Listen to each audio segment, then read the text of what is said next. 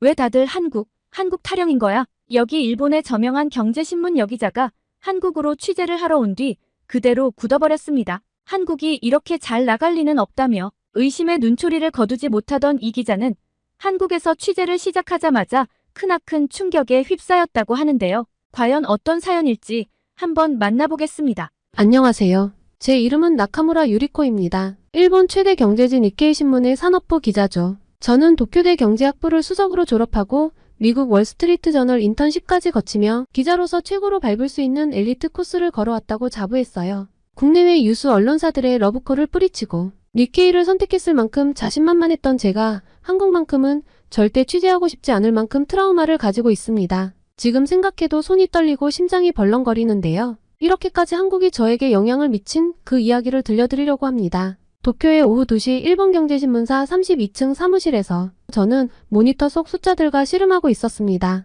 아직도 매일이 긴장의 연속이에요. 손목시계로 마감 시간을 확인하며 초조하게 키보드를 두드리고 있을 때였죠. 나카무라 씨, 잠시 시간 있으신가요? 시마다 부장의 갑작스러운 목소리에 저는 하던 일을 멈췄습니다. 평소 신입 기자들과는 눈도 마주치지 않으시던 분이었기에 가슴이 덜컥 내려앉았어요. 실수라도 한 걸까요? 아니면 제가 쓴 기사의 문제라도? 부장님의 책상으로 향하는 짧은 거리가 왠지 길게 느껴졌습니다. 선배들의 시선이 등 뒤로 꽂히는 것 같았어요. 까만 정장 치마를 매만지며 심호흡을 했죠. 시마다 부장의 책상 위에는 두꺼운 영문 보고서가 놓여 있었습니다. 글로벌 R&D 2024라는 제목이 선명했어요. 미국의 브루킹스 연구소에서 발간한 최신 보고서였습니다. 이 자료 한번 보시죠. 특히 24페이지를 주목해주세요. 24페이지를 펼치자마자 저는 숨이 멈췄습니다. 전 세계 R&D 투자 순위가 시각화된 그래프가 눈앞에 있었어요. 1위 미국, 2위 중국, 3위 독일, 4위 일본, 그리고 5위에 한국이라는 글자가 선명했죠. 프랑스와 영국 같은 전통적인 선진국들을 제치고 달성한 성과였습니다. 이것도 확인해보세요. 시마다 부장이 건네주신 두 번째 자료는 더욱 충격적이었어요. 한국의 방산 수출이 급증하고 있다는 내용과 함께 특히 호주가 일본 대신 한국의 무기체계를 선택했다는 뉴스였습니다. 어째서 일본이 아닌 한국을? 손끝이 미세하게 떨렸어요. 고등학교 시절의 기억이 갑자기 밀려왔기 때문입니다. 전교 1등이라는 자리가 너무나 당연했던 저에게 전학생 이민주의 등장은 큰 충격이었죠. 한국에서 온 유학생이라고 해서 얕보았던 제 자신이 부끄러워질 만큼 그 친구는 뛰어난 실력을 보여줬어요. 아무리 노력해도 이민주를 이기지 못했습니다. 밤늦게까지 공부하고 주말도 반납하며 죽어라 공부했지만 3년 내내 2등이었죠. 졸업할 때까지 단 한 번도 이민주를 넘어서지 못했다는 사실이 제 자존심에 큰 상처를 남겼어요. 나카무라 씨, 한국으로 가서 이 현상의 실체를 취재해 주셨으면 합니다. 시마다 부장의 말씀에 순간 반사적으로 거절하고 싶었습니다. 전직 외교관이었던 고모의 말씀이 떠올랐어요. 한국은 영원히 일본을 따라잡지 못할 거야. 문화도 기술도 모든 면에서 열등한 나라라니까.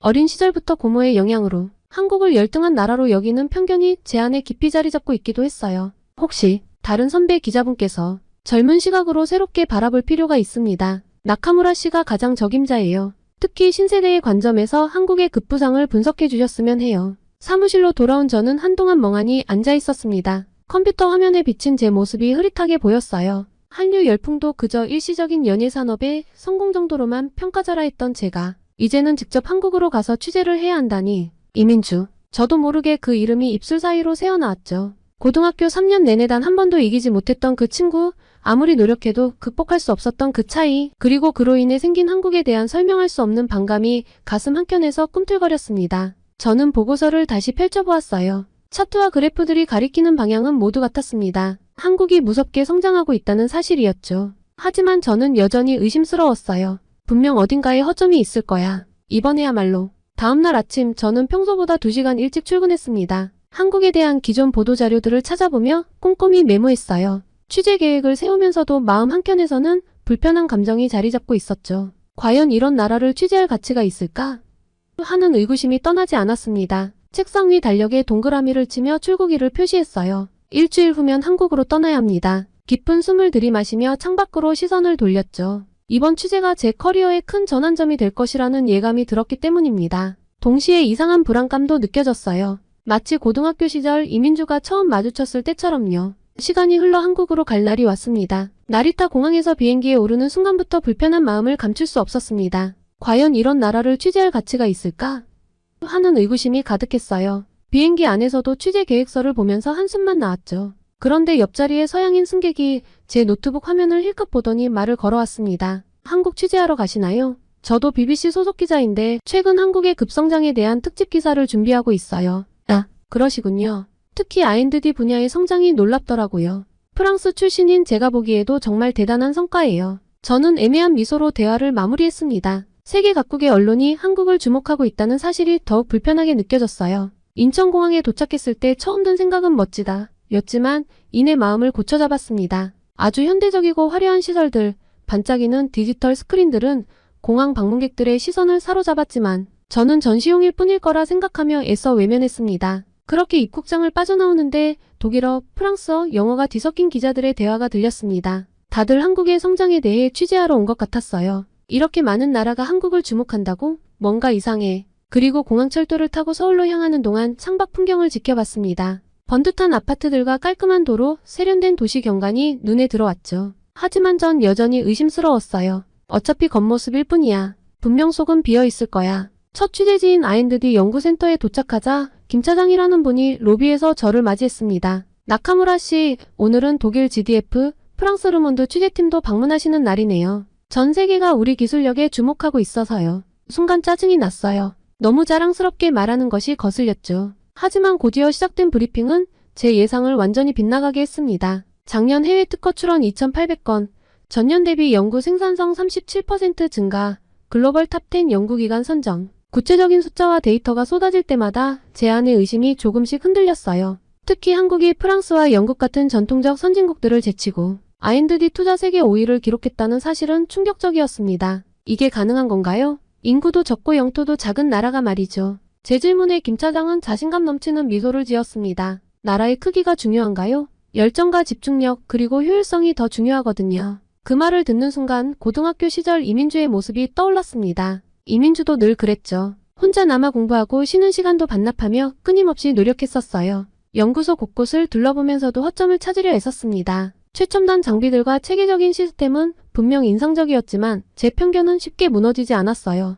이런 첨단 장비들 전부 수입한 거죠? 아니요, 상당수가 국산입니다. 특히 이 장비는 저희가 자체 개발한 겁니다. 설명을 들을수록 불편했습니다. 마치 고등학교 시절 이민주의 시험 성적이 저보다 높게 나올 때마다 느꼈던 그 불편함이요. 인정하고 싶지 않았던 현실이 눈앞에 있었습니다. 저는 취재를 마치고 나오며 더 세밀한 취재를 결심했어요. 이번에는 반드시 한국의 허점을 찾아내고 말겠어. 고등학교 시절 이민주에게 한 번도 이기지 못했던 것처럼 또다시 패배를 인정하고 싶지 않았기 때문입니다. 호텔로 돌아오는 택시 안에서 오늘 취재한 내용을 정리했습니다. 화려한 서울의 야경이 창밖으로 흘러갔지만 저는 일부러 보지 않으려 했어요. 마치 이민주의 성적표를 외면했던 것처럼 아직은 인정하고 싶지 않았습니다. 이 도시의 실체를 그리고 제 안의 편견이 조금씩 흔들리고 있다는 사실을요. 꼭 허점을 찾아내겠다 마음먹었죠. 다음날 아침 일찍 창원에 있는 방산업체를 찾았습니다. 정문에서 보안 검색을 받으면서도 여전히 의구심이 가득했어요. 뭐 얼마나 대단하길래. 나카무라 씨, 저희 K9 자주포 생산 라인부터 보여드리겠습니다.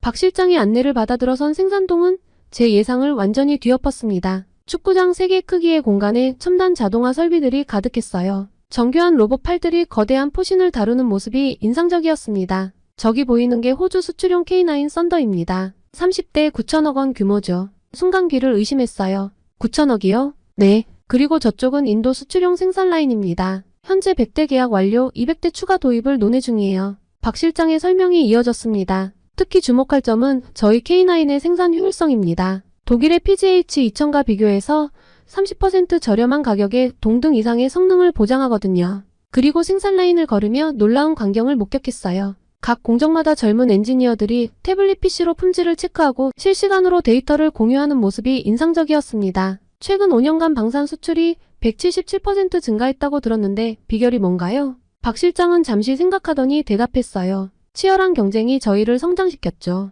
내수 시장이 작다 보니 처음부터 세계 시장을 겨냥할 수밖에 없었거든요. 옆에서 젊은 연구원이 말을 보탰습니다. 작년에 저희가 영국 BAE 시스템과 경쟁했을 때였죠. 상대는 150년 전통을 내세웠지만 저희는 기술력과 가격 경쟁력으로 승부했어요. 테스트 센터로 이동하는 길에 충격적인 소식을 들었습니다. 폴란드, 이집트, 노르웨이 등 세계 각국에서 구매 문의가 쇄도하고 있다는 거예요. 곧 이탈리아, 영국, 독일을 제치고 세계 3위 방산 수출국이 될 겁니다. 그 말을 듣는 순간 저는 또다시 이민주와 경쟁했던 기억으로 빠져들었습니다. 고등학교 때 이민주가 전국 수학경시대회에서 1등했다고 했을 때의 그 충격이 다시 느껴졌죠. 저는 더 객관적인 설명이 필요하다고 생각했어요. 그건 바로 일본인 학자의 시각이 필요한 순간이었습니다. 오후에 서울대학교 군사학과의 다나카 교수와의 미팅을 잡고 급히 서울로 올라왔습니다. 20년간 한일 방위산업을 연구해온 일본인 교수라고 해서 기대가 컸어요. 교수님, 한국의 방산 성장이 정말 실체가 있는 걸까요? 저는 제발 아니길 바라며 간절한 눈으로 교수님을 보고 있었습니다.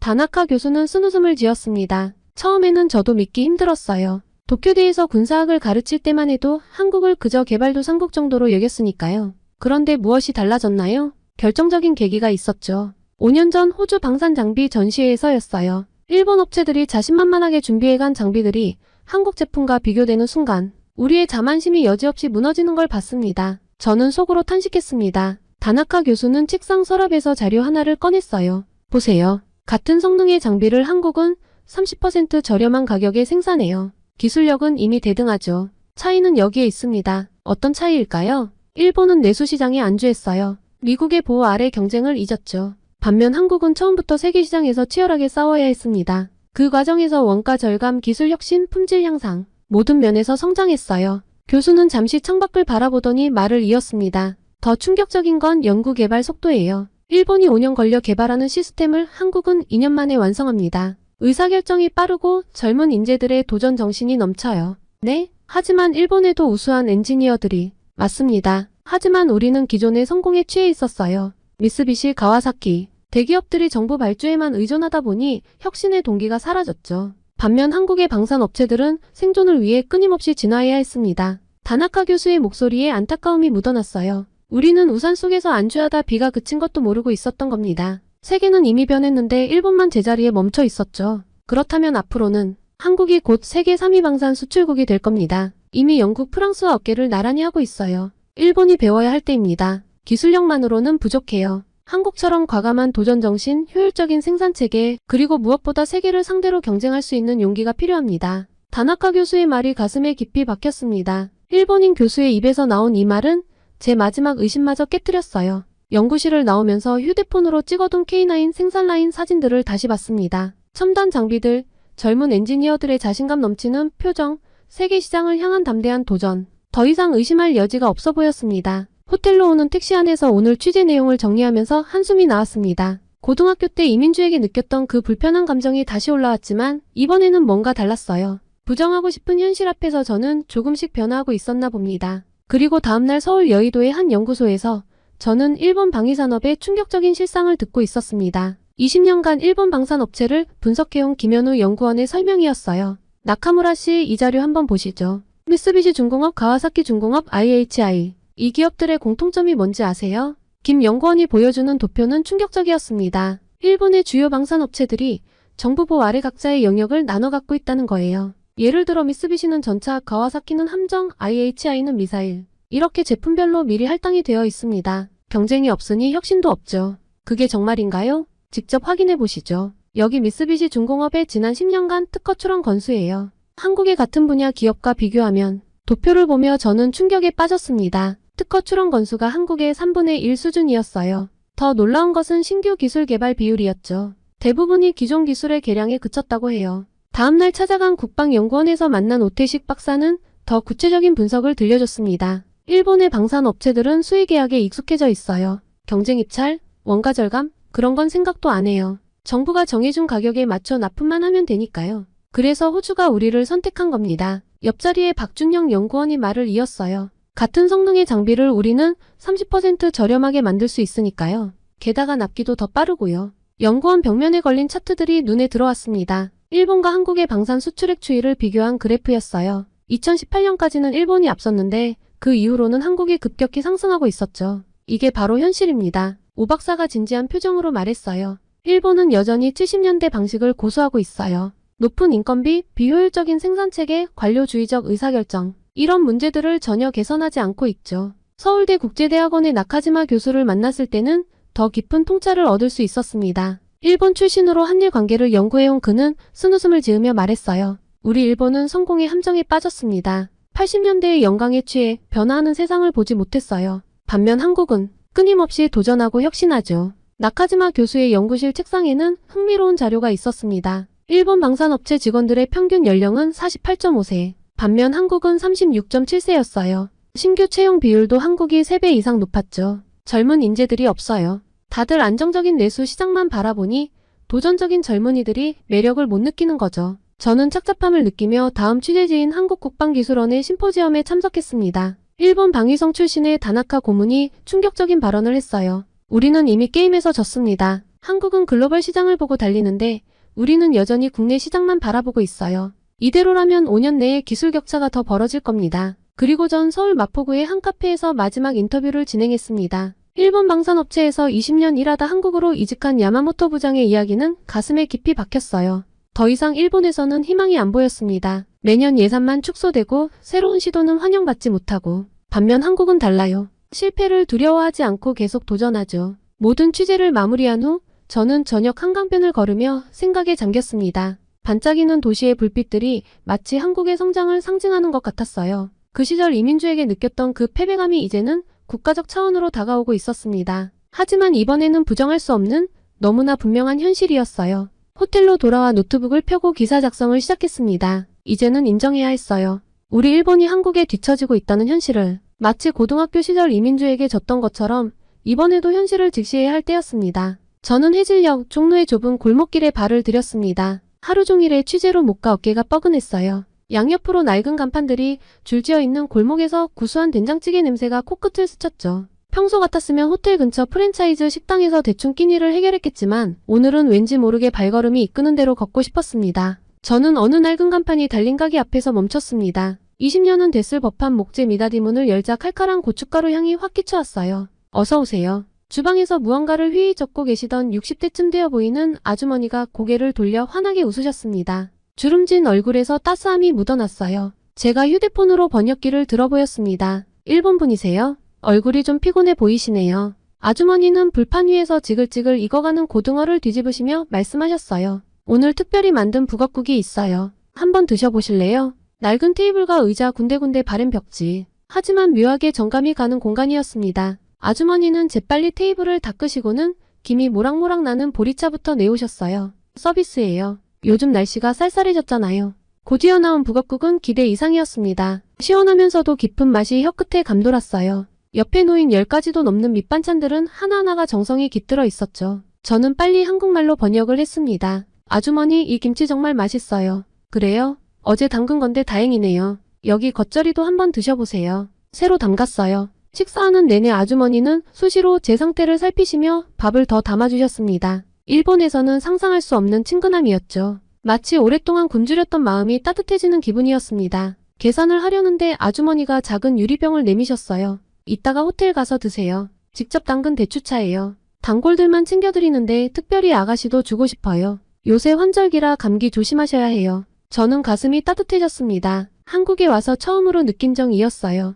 저는 연신 감사하다는 인사와 함께 식당을 나섰습니다. 어느새 하늘은 짙은 남색으로 물들어 있었어요. 서울의 밤거리를 걸으며 휴대폰으로 메모를 정리하려는 순간 화면이 꺼져버렸어요. 이런, 배터리가 완전히 방전된 겁니다. 당황한 마음에 주변을 둘러보니 낯선 건물들 뿐이었어요. 호텔 이름은 알지만 정확한 위치가 떠오르지 않았습니다. 초조한 마음의 발걸음을 서두르다 보니 더욱 길을 잃어버린 것 같았어요. 눈물이 왈칵 쏟아질 것 같았죠. 저기, 혹시 도움이 필요하신가요? 어두워진 거리에서 불쑥 들린 목소리에 흠칫 놀랐습니다. 하지만 가로등 아래 서 있는 청년의 모습은 왠지 신뢰가 갔습니다. 단정한 옷차림에 친절한 미소를 띤 그는 자신을 박은수라고 소개했습니다. 그는 서툴지만 일본어로 말을 했어요. 일본으로 워킹홀리데이를 잠시 온 적이 있다고 했었습니다. 이건 정말 행운이었어요. 제 폰으로 도와드릴게요. 호텔 이름은 아시죠?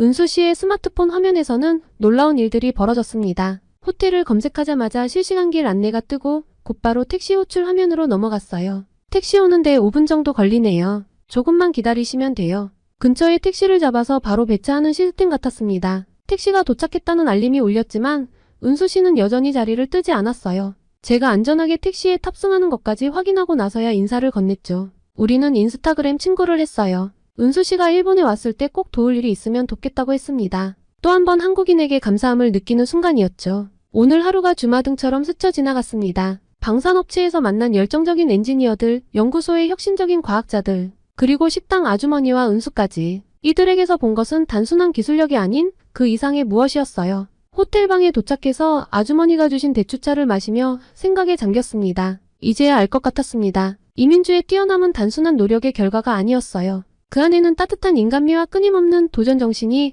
조화롭게 어우러져 있었던 거죠. 밤늦게까지 노트북에 오늘의 취재를 정리하면서 새로운 통찰을 얻었습니다. 한국의 진정한 경쟁력은 첨단 기술과 따뜻한 정이 자연스럽게 공존하는 데 있었던 거예요. 그리고 그 비밀을 오늘 하루 동안 저는 온전히 체험한 것 같았습니다. 그렇게 도쿄로 돌아온 지 일주일 만에 연재 기사가 실렸습니다. 한국의 저력, 우리가 모르는 이웃의 성장이란 제목의 기사는 신문 3면을 차지했고 웹사이트 메인에도 실렸어요. 편집부에서는 제가 쓴 원고를 거의 그대로 실어주었죠. 젊은 시각으로 본 새로운 발견이라며 오히려 더 과감하게 표현하라고 격려해 주셨어요. 하지만 기사가 나가자마자 상황은 심각했습니다. 신문사 웹사이트 댓글창에는 1시간 만에 3,000개가 넘는 댓글이 달렸어요. 대부분이 매국노 한국에 매수당했다는 악성 댓글이었죠. 특히 충격적이었던 건 이런 기자는 일본 언론사에서 쫓아내야 한다는 댓글이 무려 8,000개의 좋아요를 받았다는 거예요. 어떻게 우리나라 기자가 이런 기사를, 한국의 기술력이 우리를 앞섰다니 말도 안 되는 소리. 분명 뒷돈을 받았을 거야. 조사해봐야 해. 나카무라 유리코. 이 이름 잊지 않을 거다. 오후에 책상 위에 놓인 검은색 봉투를 발견했습니다. 우익단체에서 보낸 협박성 편지였어요. 붉은색 매직으로 조선의 스파이, 민족의 배신자라는 글자가 거칠게 적혀 있었고 신문에 실린 제 사진 위에 붉은 표시가 그어져 있었습니다. 편지 속에는 더 충격적인 내용이 있었어요. 당신의 주소를 알고 있어요. 우리는 당신을 지켜보고 있습니다. 앞으로 이런 기사를 쓴다면. 손이 떨려왔습니다. 옆자리에 스즈키 선배가 제 안색이 안 좋은 걸 눈치채고 물었어요. 나카무라 씨 괜찮으세요? 네, 괜찮습니다. 입으로는 그렇게 말했지만 무서웠습니다. 그날 밤 SNS에서 제 자택 주소가 유출됐다는 연락을 받았거든요. 누군가 제 개인정보를 해킹한 것 같았습니다. 시마다 부장님의 배려로 회사 게스트하우스로 거처를 옮겼지만 불안한 마음은 쉽게 가라앉지 않았어요. 창밖을 내다볼 때마다 누군가 지켜보고 있는 것 같았죠. 그런데 이틀 뒤 예상치 못한 곳에서 변화가 감지되기 시작했습니다. K-팝을 좋아하는 팬들이 모이는 온라인 커뮤니티에서였어요. 평소 K-팝과 한국 드라마를 좋아하던 한 대학생이 제 기사와 테러당한 댓글들을 정리하여 긴 글을 올렸더군요. 여러분, 우리가 좋아하는 한국 문화만 봐도 알 수 있지 않나요? 한국은 이미 많은 면에서 우리를 앞서가고 있어요. 아이돌 퍼포먼스 퀄리티 드라마의 영상미. 이런 게 어떻게 가능했는지 이제야 조금 이해가 돼요. 사실 전 K-팝만 좋아했는데 나카무라 기자님의 기사를 읽고 한국의 진짜 모습을 알게 된 것 같아요. 그 글에 젊은 독자들의 호응이 이어졌습니다. 맞아요. 저도 처음엔 그냥 K-팝만 좋아했는데 점점 한국의 다른 것들도 눈에 들어오기 시작했어요. 기술도 서비스도. 한국 화장품 회사에 인턴십 하면서 느꼈어요. 우리가 많이 뒤처져 있다는 걸. 우리가 그동안 너무 우물안개구리였던 것 같아요. 이웃 나라를 제대로 보려고도 안 했죠. 특히 인상 깊었던 건 한 엔지니어의 댓글이었어요. 저는 한국 기업과 협업한 경험이 있습니다. 그들의 빠른 의사결정과 효율적인 시스템을 보면서 많이 배웠어요. 나카무라 씨의 기사는 우리가 마주해야 할 현실을 정확히 짚어주었습니다. 하지만 여전히 비판의 목소리가 더 거셌습니다. 일본의 자존심을 팔아먹는 기사 젊은 기자의 미숙한 판단 댓글들도 끊이지 않았어요. 그러던 어느 날 한 통의 이메일을 받았습니다. 발신인을 보고 깜짝 놀랐습니다. 이민주였습니다. 유리코, 너의 기사 잘 읽었어. 고등학교 때는 서로 이해하지 못했지만 이제는 달라질 수 있을 것 같아. 다음에 한국에 오면 꼭 연락 줘. 눈시울이 뜨거워졌습니다. 창밖으로 보이는 도쿄의 밤하늘은 여전히 같은 별들로 빛나고 있었지만 제 마음속은 무언가가 크게 변화하고 있었어요. 한 달이 지나고 점차 상황이 달라지기 시작했습니다. 제 기사를 인용하며 일본의 현실을 냉정하게 바라보자는 토론이 온라인에서 활발해졌어요. 특히 20대를 중심으로 한 젊은 층에서 변화의 목소리가 커졌습니다. 회사에서도 변화가 감지됐어요. 시마다 부장님이 새로운 프로젝트를 제안하셨습니다. 나카무라 씨, 이번에는 한일 협력 성공 사례를 취재해보는 건 어떨까요? 서로의 장점을 배우며 함께 성장하는 사례들이 있을 텐데. 고개를 끄덕이며 생각했습니다. 이제는 경쟁자가 아닌 협력자로서 한국과 일본이 서로를 바라볼 때가 된 거죠. 마치 이민주와 제가 화해하고 서로를 이해하게 된 것처럼요. 노트북을 펴고 새로운 기사를 쓰기 시작했습니다. 새로운 시작, 한일 협력의 미래를 그리다. 창밖으로 떠오르는 태양을 바라보며 생각했어요. 이제 우리는 서로의 장점을 배우며 함께 발전할 수 있을 거예요. 그리고 그 여정의 첫걸음을 제가 내디딘 것 같아 가슴이 벅차올랐습니다. 여러분, 제가 쓴 긴 글을 끝까지 읽어주셔서 감사합니다. 처음에는 한국이라는 나라를 편견 어린 시선으로만 바라봤던 제가 취재를 통해 새로운 시각을 갖게 되었어요. 그리고 그 과정에서 고등학교 시절부터 가지고 있던 마음의 매듭도 풀 수 있었죠. 기사를 쓴 후 정말 힘든 시간도 있었지만 젊은 세대를 중심으로 조금씩 변화가 일어나는 걸 보며 희망을 느꼈습니다. 우리가 서로를 이해하고 배우려 노력한다면 분명 더 나은 미래를 만들어갈 수 있을 거예요. 저의 아픈 기억이었던 민주와 다시 연락하게 된 것처럼 한국과 일본도 서로를 더 이해하고 가까워질 수 있다고 믿습니다. 앞으로도 저는 두 나라의 다리 역할을 하는 기자가 되도록 노력할게요. 긴 이야기 들어주셔서 정말 감사합니다. 여러분. 한국이 노벨상을 돈 주고 샀다며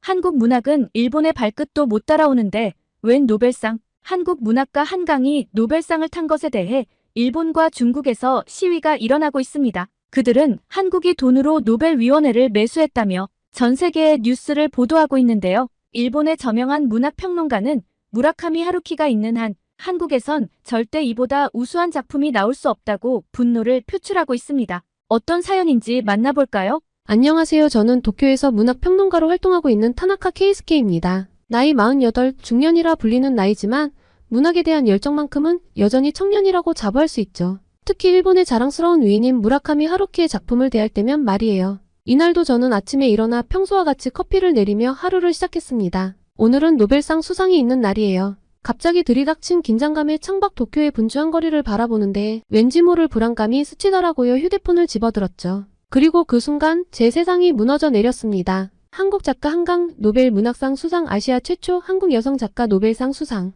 믿을 수 없었어요. 눈을 비비고 다시 봤지만 헤드라인은 변함없었죠. 어떻게 이럴 수가, 일본이 아니라고? 한국? 말이 돼? 하다못해 중국 작가가 유력하다는 말도 있었는데 말입니다. 웬 뜬금없는 한국 작가죠. 저는 머릿속이 혼란스러웠어요. 어떻게 그녀가 일본의 저명한 작가들을 제치고 노벨상을 받을 수 있었을까요? 한국의 문학은 일본의 발끝도 못 따라오는데 말입니다. 저는 순간 화가 났습니다. 하루키의 팬으로서 또 일본 문학의 옹호자로서 이건 받아들일 수 없었죠. 휴대폰을 던지다시피 내려놓고 옷을 갈아입고서 평소보다 일찍 회사로 향했습니다. 동료들이 모여 한국의 노벨문학상 기사를 훑어보고 있었어요. 타나카 씨 들었어요? 한국 작가가 노벨상을 탔네요. 대꾸할 기분이 아니었습니다. 그저 대충 고개를 끄덕이고서 자리로 향했어요. 하지만 저도 모르게 컴퓨터를 켜고 뉴스를 검색하고 있었죠. 한국의 노벨문학상 모든 매체가 한국의 수상 소식을 다루고 있었어요. 일본 문학가들의 이름은 어디에도 없는 게 한탄스러웠습니다. 순간 분노도 치밀어 올랐어요. 어떻게 이럴 수가 있지?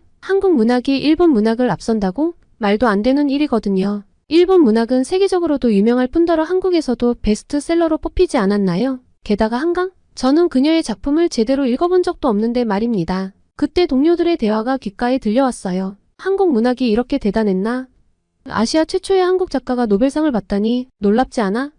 그들의 말에 귀를 막고 싶었습니다. 인정하고 싶지 않았어요. 점심시간에도 카페테리아에서도 한강 얘기뿐이었죠. 저는 구석에 앉아 음식을 씹었지만 아무 맛도 느껴지지 않았어요. 머릿속은 온통 무라카미 하루키와 한강, 그리고 한국의 노벨상으로 가득 찼습니다. 일본의 문학이 밀려난 것처럼 느껴져 괴로웠습니다. 저는 시간이 어떻게 흘러갔는지도 모를 정도로 멍해져 있었어요. 그런데 오후에 편집장이 저를 부르더라고요. 타나카 군, 한국 노벨문학상 수상에 대한 평론을 써주게. 자네가 우리 잡지의 주요 평론가 아닌가. 그 말에 가슴이 철렁 내려앉았습니다. 한국의 노벨상 수상에 대한 평론은 정말 죽어도 하기 싫었어요. 하지만 편집장님, 저는 한강의 작품을 잘 모를 뿐더러 한국 작가나 한국 작품에 대해 쓰고 싶지도 않습니다. 그래서 더 좋아 객관적인 시각으로 볼 수 있을 테니 한 주 뒤까지 원고를 부탁하네. 더 이상 거절을 할 수는 없었어요. 어쨌거나 이게 제 일이니까요. 하지만 마음은 무거웠습니다. 한국 작가에 대해 쓴다는 것 자체가 배신처럼 느껴져 괴로웠어요. 그렇게 자리로 돌아와 한강에 대해 검색하기 시작했습니다.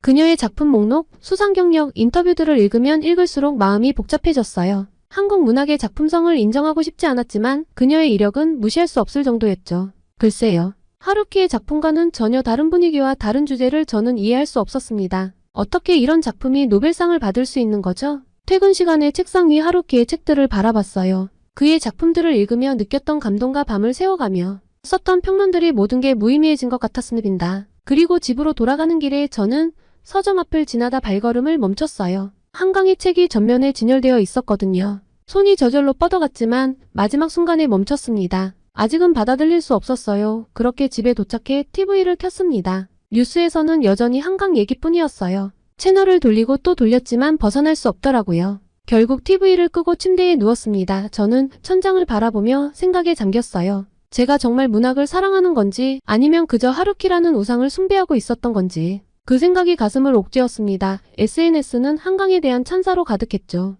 짜증이 났지만 한편으로는 두려웠어요. 제가 뒤처지고 있는 건 아닐까? 세상이 변하고 있는데 저만 제자리에 멈춰 있는 건 아닐까? 눈을 감으며 한숨을 내쉬었습니다. 내일은 어떻게 해야 할까? 한강에 책을 사야 할까? 아니면 계속 무시해야 할까? 어떻게 해야 하루키에 대한 제 사랑을 지키면서도 문학평론가로서의 책임을 다할 수 있을지. 이런 혼란과 불안, 분노가 뒤섞인 채 저는 잠에 빠져들었습니다. 다음날 저는 책상에 앉아 컴퓨터를 켰습니다. 사실 내심 비판적인 리뷰를 쓸 계획을 세우고 있었어요. 이 작품이 정말 노벨상감일까? 의구심이 들었거든요. 한강의 책들을 구매하고 나니 묘한 기분이 들었습니다. 마치 금기를 끼는 것 같아 심장이 쿵쾅대더라고요. 하루키의 책들이 꽂힌 책장을 힐끗 바라봤죠. 미안한 마음이 들었습니다. 하루키 선생님, 이건 순전히 일 때문이에요. 한국은 일본에 절대 따라올 수 없습니다. 그리고 사무실에 도착하자 동료 미야자키가 다가왔습니다. 타나카 씨의 한강의 책 읽어봤어?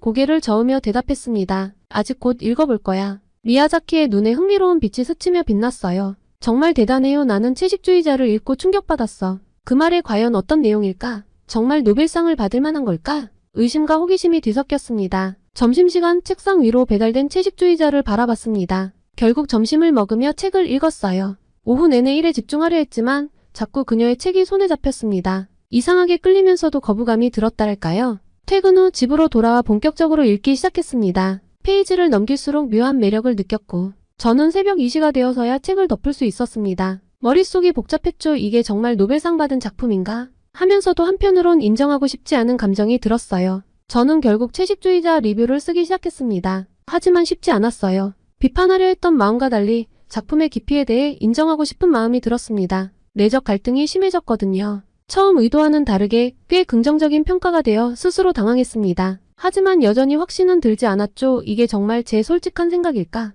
편집장에게 리뷰를 제출하면서 묘한 느낌이 들었어요. 제가 쓴 글이 맞나 싶었습니다. 편집장은 리뷰를 읽고 만족스러운 표정을 지었어요. 좋은 글이군. 타나카군. 생각보다 객관적이야. 그 말을 들으니 왠지 모를 자부심이 들었지만 동시에 죄책감도 느꼈습니다. 일본 문학가 하루키에 대한 배신감 같은 것이 들었거든요. 저는 그렇게 한강의 작품 하나하나 읽어가기 시작했습니다. 이런 감정은 처음이었습니다. 한강의 문학이 가진 힘을 느꼈어요. 제가 여전히 무라카미 하루키를 존경하고 사랑했지만 이제는 그것이 전부가 아니라는 걸 알았습니다. 편집장은 제 글을 읽고 놀란 표정을 지었죠. 타나카군, 자네 정말 많이 변했어. 좋은 방향으로 말이야. 그 말을 듣고 생각했습니다. 정말 제가 변한 걸까요? 아니면 원래 이런 모습이었는데 단지 몰랐던 걸까요? 어쨌든 이 변화가 좋았습니다. 한국 문학이 이렇게 대단한 줄 몰랐어요. 한 동료가 말했습니다. 저는 고개를 끄덕이며 대답했죠. 맞아요. 한강뿐만 아니라 다른 한국 작가들의 작품도 정말 훌륭해요. 우리가 미처 몰랐던 거죠. 오후에 편집장이 제자리로 왔습니다.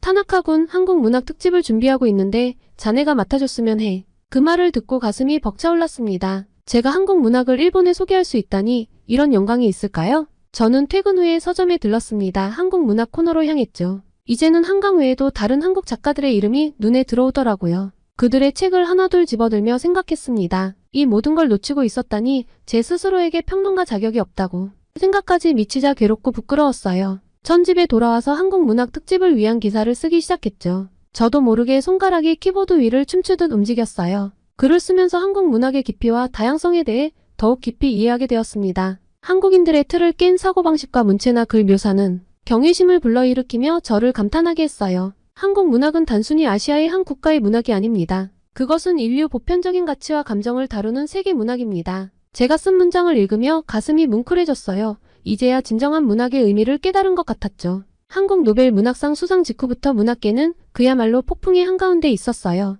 저는 이제 한국 문학 작품의 열렬한 지지자가 되어 있었죠. 한국인들이 문화에서 유일무이한 업적을 이뤄내고 있다는 것은 부정할 수 없는 사실입니다. 그때였습니다. 제 휴대폰에 천인공노할 만한 메시지가 도착한 것이요. 중국 유명 평론가 앙리, 한국 노벨상은 돈으로 산 것 주장 파문. 순간 피가 거꾸로 솟는 것 같았습니다. 어떻게 이런 터무니없는 주장을 할 수 있지? 노벨상을 돈 주고 매수할 수 있다는 생각 자체가 잘못된 것이거든요. 분노가 일었어요. 그 중국인 평론가의 주장은 가히 자극적이었습니다. 한강의 노벨상은 완전한 사기다. 그들은 우리를 바보로 아는가? 한국 정부가 막대한 돈을 들여 로비한 것이 분명하다. 노벨위원회는 돈에 눈이 멀었고 한국은 문학성이 아닌 돈으로 상을 샀다. 한강의 소설은 역사를 왜곡하고 중국을 모욕하는 쓰레기일 뿐이다. 이런 작품이 노벨상을 받다니 노벨상의 권위가 땅에 떨어졌다. 한국은 문학을 정치적 도구로 사용하고 있다. 우리는 이 음모를 폭로해야 한다. 한국의 문화 제국주의를 막아야 한다. 그들은 K-팝, K-드라마로 사람들을 세뇌하더니 이제는 문화까지 오염시키고 있다. 세계여 눈을 뜨라. 그의 주장은 아주 가관이었습니다. 저는 바로 사무실로 달려갔습니다.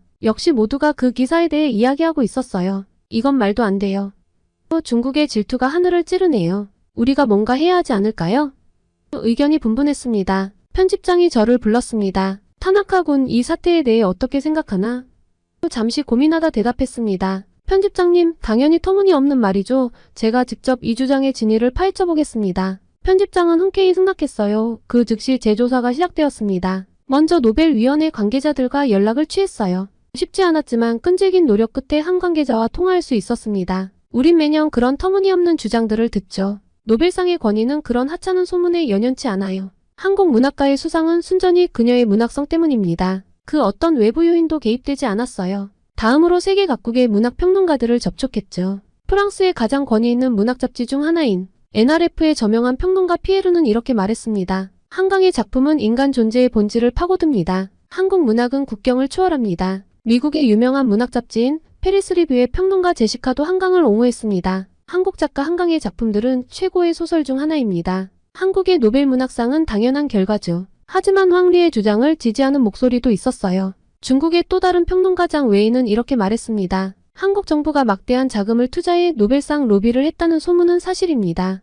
이는 조사해볼 가치가 있죠. 전혀 근거가 없는 말에 화가 났지만 객관성을 유지하려 노력했습니다. 모든 의견을 경청하고 기록했어요. 조사 끝에 저는 방대한 보고서를 작성했습니다. 결론은 명확했죠. 정해진 결과였지만 논리적으로 반박할 수 있었습니다. 한국의 노벨 문학상 수상은 순전히 한강의 문학적 업적 때문이에요. 그 어떤 금전적 거래나 정치적 로비의 흔적도 찾을 수 없었어요. 바로 보고서를 발표하자 문학계가 술렁였습니다. 많은 이들이 재조사 결과를 지지했고 한국에 대한 옹호의 목소리가 더욱 커졌어요. 하지만 황리는 물러서지 않았습니다. 그는 자신의 SNS에 이렇게 썼습니다. 타나카의 보고서는 편향되었다. 그는 한국 문학의 주구에 불과하다. 정말 웃기지도 않는 소리입니다. 제가 무라카미 하루키의 빠돌이이며 일본 문학을 찬양하는 제 지난 글들이 모든 것들을 증명할 수 있거든요. 그때 편집장이 왕리와 공개 토론을 해보는 것을 제안했습니다. 흔쾌히 수락했죠. 바로 열린 온라인 화상 회의실은 전 세계의 문학 팬들로 가득 찼습니다. 왕리가 먼저 입을 열었어요.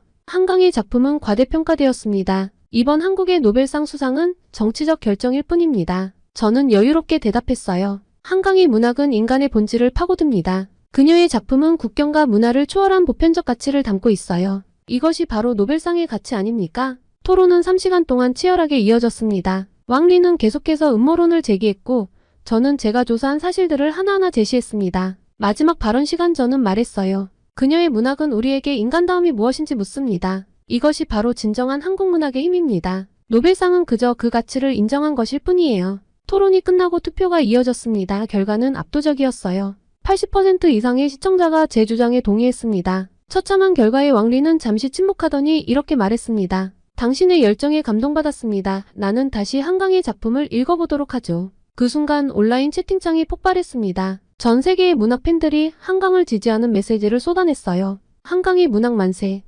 아시아 문학의 자부심. 한국의 노벨상은 당연한 결과다. 왕리와의 격렬한 토론 이후 저는 깊은 안도감과 함께 묘한 흥분을 느꼈습니다. 한강의 문학성을 입증하는 데 성공했다는 기쁨도 컸지만 그보다 더 큰 변화가 일본 문학계에 일어나고 있음을 직감했어요. 다음날 아침 일본 최대 일간지에 제 기사가 실렸습니다. 한국 문학은 세계를 변화시킨다. 많은 이들이 호응했고 한국에 대한 관심이 폭발적으로 증가했어요. 서점에 갔더니 한강의 책이 베스트셀러 1위를 차지하고 있더군요. 그 옆으로 다른 한국 작가들의 책도 줄지어 있었죠. 집으로 돌아오는 길 하늘을 올려다봤습니다. 별들이 유난히 밝게 빛나고 있었습니다. 마치 한강의 문학처럼 우리의 영혼을 밝히는 빛 같았습니다. 다음날 아침 사무실로 향하는 지하철에서 주변을 둘러보니 여러 사람들이 한강의 책을 읽고 있었어요. 불과 몇 주 전만 해도 상상할 수 없었던 광경이었죠. 제 가슴이 뜨거워졌습니다. 사무실에 도착하자 동료들이 저를 둘러쌌습니다. 타나카 씨 정말 대단해요. 당신 덕분에 한국 문학의 진가를 알게 됐어요. 진정한 평론가이시네요. 그들의 눈빛에서 진심 어린 존경을 느낄 수 있었습니다. 그때 편집장이 저를 불러 말했어요. 타나카-군, 자네 덕분에 우리 잡지의 위상이 크게 올랐어. 한국 문학 특집을 기획하고 싶은데 자네가 총괄해 주었으면 해. 이 제안에 가슴이 벅차올랐습니다. 드디어 제가 꿈꾸던 일을 할 수 있게 된 거예요. 특집 기획을 시작하면서 일본 문학계 전반의 변화의 조짐이 보이기 시작했습니다. 여러 문학 평론가들이 한강의 작품을 분석하는 글을 발표하기 시작했고, 대학에서는 한국 현대 문학 강좌가 개설되었어요. 곧바로 도쿄에서 한국 문학의 밤 행사가 열렸습니다. 행사장은 발 디딜 틈 없이 붐볐고, 참석자들의 눈빛에서 한국 문학에 대한 진정한 관심과 애정을 읽을 수 있었어요. 한국의 문학은 단순히 한국의 이야기를 넘어 인류 보편의 가치를 다루고 있습니다. 한국인들의 작품을 통해 우리는 자신의 내면을 들여다보고 인간의 존엄성에 대해 생각하게 되죠. 제 발표가 끝난 후 한올로 문학평론가가 다가와 말했어요. 타나카 씨, 당신 덕분에 우리 일본 문학계가 새로운 시각을 갖게 되었소. 한국 문학에 대한 우리의 편견을 깨는 데 큰 역할을 해주었소. 이 말에 가슴이 뭉클해졌습니다. 제가 정말 의미 있는 일을 하고 있다는 확신이 들었습니다. 그러나 모든 것이 순탄했던 것은 아닙니다. 일부 보수적인 문인들은 여전히 한국 문학의 가치를 인정하지 않았고 일본 문학의 정체성을 잃게 될 것이라며 비판의 목소리를 높였거든요. 하지만 이러한 반발은 오히려 한국 문학에 대한 관심을 더욱 증폭시키는 결과를 낳게 되죠. 논쟁이 벌어질수록 더 많은 사람들이 한국 작품을 직접 읽어보고자 했고 그 과정에서 한국 문학의 깊이와 아름다움을 발견하게 되었어요. 어제 한 젊은 작가가 저를 찾아왔습니다. 타나카 선배님, 저는 한강의 작품에 깊은 영감을 받아 새로운 소설을 쓰기 시작했어요. 한국의 문학 기법을 일본의 정서와 결합해보려고 합니다. 이 말을 들으며 문학의 경계가 허물어지고 있음을 실감했어요. 한국 문학은 이제 일본 문학에 새로운 활력을 불어넣는 촉매제가 되고 있었습니다. 출판계에서도 변화가 일어나고 있다고 하더군요. 한국 문학 작품의 번역과 출판이 급증했고 한국어를 배우려는 사람들도 늘어났다고요. 서점에는 한국 문학 코너가 별도로 마련되었고 항상 많은 사람들로 붐빕니다. 한국이 이런 변화의 중심에 서 있다는 사실이 저를 압도했습니다. 한국 문학의 힘은 단순히 아름다운 문장이나 흥미로운 이야기에 있는 것이 아니라 인간의 마음을 움직이고 세상을 바라보는 시각을 바꾸는 데 특화되어 있죠. 이 깨달음을 바탕으로 저는 지금 한국 문학 새로운 지평을 열다라는 제목의 책을 쓰기 시작했어요. 이 책에서 저는 한강을 비롯한 여러 한국 작가들의 작품을 분석하고 그들의 문학이 어떻게 일본 문학계에 새로운 바람을 일으켰는지 서술하고자 합니다. 책이 출판되어 성공하면 저는 일본과 한국을 오가며 강연을 하고 싶군요. 강연을 통해 저는 양국의 문학이 서로 영향을 주고받으며 발전할 수 있다는 메시지를 전하고 싶습니다. 편집장이 저를 불러 말했습니다. 타나카-군, 자네를 우리 잡지의 아시아 문학 섹션 책임자로 임명하고 싶네. 한국 문학을 중점으로 각 아시아의 문학을 소개하는 역할을 맡아주게. 이 제안에 저는 주저없이 승낙했습니다. 이제 제 시야는 한국을 넘어 아시아 전체로 확장되고 있었거든요. 모두 한국이 영감을 준 덕분입니다. 저는 집으로 돌아와 책장을 바라보았습니다. 하루키의 책들과 한강의 책들이 나란히 꽂혀있는 모습이 눈에 들어왔습니다. 그 광경이 마치 제 인생의 여정을 보여주는 것 같았어요. 창밖을 바라보니 밤하늘의 별들이 반짝이고 있었습니다. 문득 한강의 소년이 온다의 한 구절이 떠올랐습니다. 우리는 별이 되어 다시 만날 거예요. 그래요. 문학은 우리를 별처럼 빛나게 하고 서로 다른 우리를 하나로 연결해주는 힘이 있어요. 이제 저는 그 빛나는 별들을 더 많은 사람들에게 보여주는 안내자가 되기로 했습니다. 한강으로 시작된 저의 여정은 이제 더 넓은 세계를 향해 나아가고자 합니다. 그리고 이 여정에서 저는 매일 새로운 감동과 깨달음을 얻고 있죠. 한국 고유의 문화는 저에게 행운을 가져다 주었어요. 저는 한국 문학 특집을 준비하면서 여러 한국 작가들과 인터뷰를 진행도 하고자 합니다. 한국인들과 인터뷰를 할 때면 종종 놀라곤 합니다. 그들은 타국에 열등감이 없죠. 오직 자신들과 자국의 발전만을 위해 싸웁니다. 한 한국인이 말하더군요. 문학은 국경을 초월하는 힘이 있어요. 한국의 작품들이 일본인들의 마음을 움직일 수 있다는 사실이 정말 기쁩니다. 이 말에 크게 공감했습니다. 문학은 정말 강력한 힘을 가지고 있었어요. 그것은 우리의 편견을 깨고 서로를 이해하게 만들었죠. 문학의 힘이 단순히 책을 읽는 것에 그치지 않고 새로운 길로 이어진다는 사실에 감동받았습니다. 한국의 인기가 높아지면서 일부에서는 우려의 목소리도 나오고 있어요. 일본 문화의 정체성이 흔들리는 것 아닌가? 이런 질문을 받을 때마다 저는 이렇게 대답했습니다. 문학의 본질은 인간의 보편적 가치를 탐구하는 것이죠. 한국 문학을 통해 우리는 우리 자신을 더 깊이 이해할 수 있게 되었어요. 이는 일본 문학의 발전에도 큰 도움이 될 것입니다. 그리고 저는 확신했습니다. 이 여정이 저를 그리고 우리 일본인들을 더 나은 곳으로 이끌어줄 것이라고. 한국 문화의 긍정적인 영향을 믿으며 저는 오늘도 펜을 듭니다. 한국인 시청자 여러분, 제 이야기를 들어주셔서 감사합니다. 저의 사연을 통해 한강의 문학 그리고 한국 문학의 세계를 탐험하는 동안 여러분도 많은 감동과 깨달음을 얻으셨기를 바고 있어요. 문학의 힘은 참으로 놀랍습니다. 그것은 우리의 시야를 넓히고 서로를 이해하게 만들며 때로는 우리 자신조차 몰랐던 내면의 목소리를 들려주니까요. 무라카미 하루키만 찬양하며 일본 문학의 우수성만을 고집했던 제가 이렇게 한국에 의해 달라진 변화처럼 모두 새로운 문학을 통해 성장하고 변화할 수 있습니다. 한국 노벨상 수상에 대한 전 세계의 관심과 열정이 이 이야기를 완성했네요. 각자의 마음속에 어떤 울림이 남았는지 어떤 생각들이 피어났는지 궁금합니다. 댓글로 남겨주시면 제가 번역기를 돌리며 읽어보도록 할게요. 저의 이야기가 여러분의 일상에 작은 빛이 되었기를 그리고 앞으로 더 다양한 문학작품을 만나는 계기가 되었기를 바랍니다. 다시 한번 노벨 문학상 수상을 축하드립니다. 한국. 여러분의 삶에 언제나 여러분만의 훌륭한 문학이 있기를 바라며 제 사연은 여기까지입니다. 시청해주셔서 감사합니다.